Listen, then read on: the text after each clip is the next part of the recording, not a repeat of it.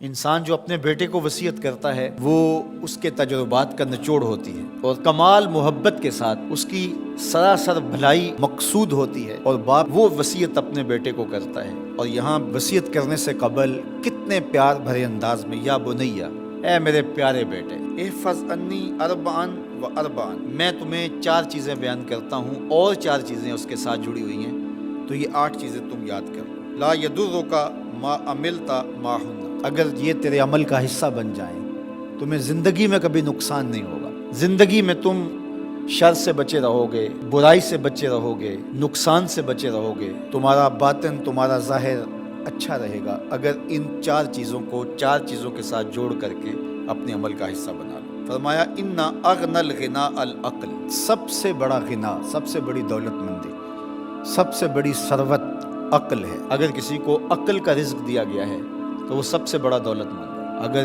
اس کے پاس مال و متاع بہت سارے ہیں لیکن بے وقوف ہے تو وہ دولت مندی نہیں ہے۔ وَأَكْبَرُ الْفَقْرِ الْحُمْقُ، اور سب سے بڑا فقر اور سب سے بڑی محتاجی جہالت ہے۔ سب سے بڑی دولت مندی عقل ہے، اور سب سے بڑی غربت، سب سے بڑی غریبی اور سب سے بڑا فقر اور محتاجی بے وقوفی ہے۔ وَأَوْحَشَ الْوَحْشَةُ الْعُجْبُ، اور سب سے بڑی وحشت تنہائی عجب ہے، خود پسندی ہے، اپنے آپ کو دیکھنا کہ میں بہت کچھ ہوں۔ جو شخص اپنے آپ کو دیکھتا رہتا ہے اور وقت اپنے آپ کو ہی لوگوں کے سامنے پیش کرتا رہتا ہے بنا سنوار کے، وہ تنہا ہو جاتا ہے۔ لوگ اس کی ان خوبیوں کا بھی انکار کر دیتے ہیں جو خوبیاں واقعتاً اس کے اندر موجود ہوتی ہیں۔ اگر پاؤ ہے تو اپنے آپ کو سیر نہ بتاؤ، لوگ پاؤ کا بھی انکار کر دیں گے۔ تو جو جس حالت میں ہو وہی حالت لوگوں کے سامنے ہونی چاہیے، بلکہ اس سے اگر کم ہو۔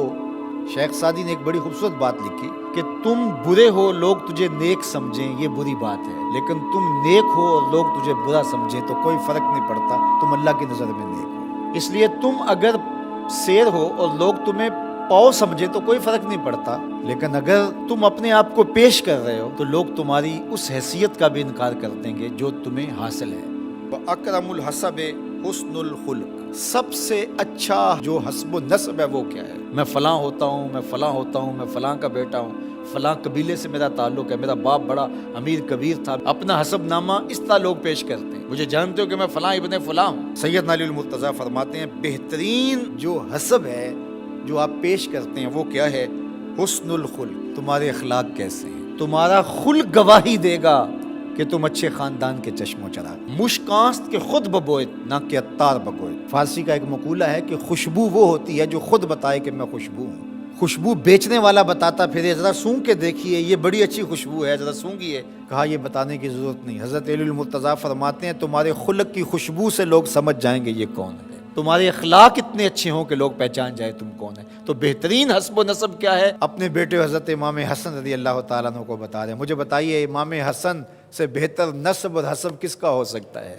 رسول اللہ کی بیٹی کے بیٹے ہیں، امام الاولیاء کے فرزند ہیں، رسول اللہ کے نواسے ہیں، بنو ہاشم کے چشم و چراغ ہیں۔ تو انہیں یہ نہیں کہا کہ تم یہ بتاتے پھرنا، بلکہ کہا کہ تمہارا خلق گواہی دے کہ میں محمد کا نواسا ہوں، تمہارے اخلاق گواہی دے کہ میں نے فاطمہ کا دودھ پیا ہے، تمہارا کردار گواہی دے، تمہاری شجاعت گواہی دے کہ تم علی کے فرزند ارجمند ہو۔ اللہ اکبر۔ پھر حضرت علی المرتضیٰ رضی اللہ تعالیٰ عنہ ان چیزوں کو بیان کرنے کے بعد فرماتے ہیں یا بنیا، اے میرے بیٹے، ایاک والمصادقہ الاحمق، بے وقوف شخص کی دوستی سے ہمیشہ بچنا۔ فإنہ یرید ان ینفعک فیضرک، وہ دل سے چاہے کہ تمہیں نفع پہنچائے لیکن اپنی جہالت کی وجہ سے، اپنی بے وقوفی کی وجہ سے تمہیں نفع نہیں پہنچا سکے گا، تمہیں نقصان پہنچا دے گا۔ کہا جاتا ہے کہ بے وقوف دوست سے دانا دشمن اچھا ہے، تو وہ اسی قول کا مفہوم ہے۔